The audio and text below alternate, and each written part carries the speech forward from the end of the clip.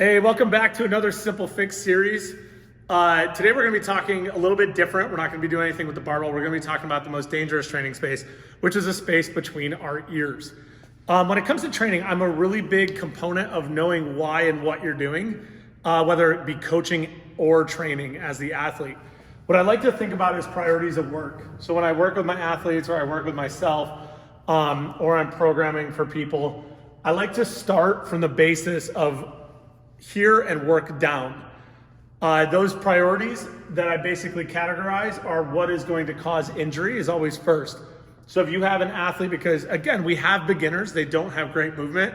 We need to continue to work on as ourselves. For example, like if I know I keep landing in my toes, I'm going to thrash my knees. I need to step back and kind of adjust my programming or talk to my coach and be like, hey, I can't do this without doing X, Y, and Z. I'm going to hurt myself, or I think I'm going to. Can we adjust? Because if I can't train because I'm injured, it doesn't matter. Nothing else matters. My turnover doesn't matter. My percentages don't matter. I'm going to not be able to train. So my priority of work, the first one is always like, what will cause injury? So another good example is like athlete that continues to land in their toes. That is going to continue to shear on their knee. It's going to cause lower back issues. That is the first thing we need to address. I don't give a damn what weight they do. Even the movements, I'll keep them very simple until we're doing that and fixing that issue. From there, if I don't have any big erroneous issues with my athlete or myself as an athlete, I'm going to start programming things that affect their receiving or catch of the snatch, the clean, and the jerk. That is purely because a lift can be kind of fucked up from the floor or even the thigh. And as long as they know where and how to receive the bar, they might be able to make it. Okay, so these two can get flipped, but generally we're looking. So like in our barbell basics, we're looking for the athlete to know how to receive the bar. It's also a safety thing. We go back to our first thing. We want to know how to receive the bar. We don't want to catch cleans like this. We don't want to catch jerks with bent elbows so the bar drops on our head. Same thing with snatches. So this is where I go to next, is let's develop the athlete's overhead capabilities. All right, so things like this, power snatches at thigh, power jerks plus split jerks, clean repeats, which is where the athlete catches a clean, quickly stands up right into the next one. We're trying to get a good capacity of receiving the bar in a strong, healthy position.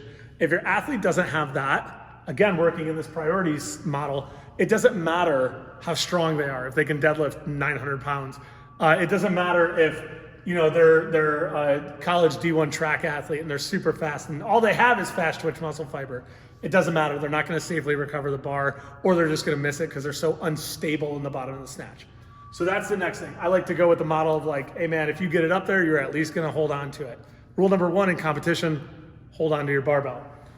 The next priority of work that I have when I'm programming or working with an athlete is what affects my tension. And this is like going back to me as the athlete. If I'm coming in and I'm not having the greatest training day, but I know that I'm not going to injure myself with why I'm missing my reps. I know that I'm catching my cleans right, but something still feels off. I'm going to go to my tension before I worry about how fast I'm moving. Because usually the athlete is giving up their upper back, they're not setting their core, or they don't have the right tension between the bar and their body as they set up to make it so they can apply speed. All right? That is one of those things where like you as the coach or you as the athlete need to watch yourself and be a very hard critic of yourself. Am I actually tight with this bar, or is my hip coming up slightly first?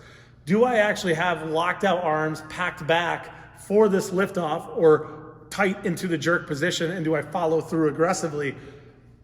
Or am I loose and weak?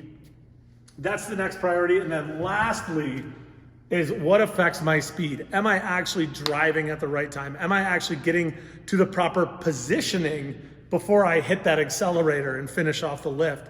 Am I dipping and driving too fast so I'm losing the tempo in my lift? Because again, if we go backwards, I can have the right amount of tension, but if I go down in a jerk and I do this thing, I don't get the timing I need to change direction with that barbell.